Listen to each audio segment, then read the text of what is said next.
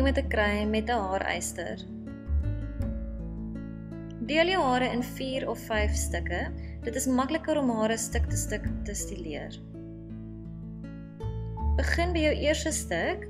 Sproei jou haarbeskermer aan die eerste seksie. Lig op en sprei dit onder die hare in. Neem nou so 5 cm stuk hare, knyp dit met die haartang by die wortels, lig en buig. Net sodat jy daai volume kry daarbo. Herhaal die proses van knyp, lig en buig. Deur hierdie tegniek te gebruik, kan jy besluit waar jy die volume wil hê, of jy dit net aan die bokant van jou kop wil hê en of jy die hele kop wil doen vir 'n groot volume haarstyl. As jy klaar is met al die hare, spuit 'n medium sterkte haarspray aan.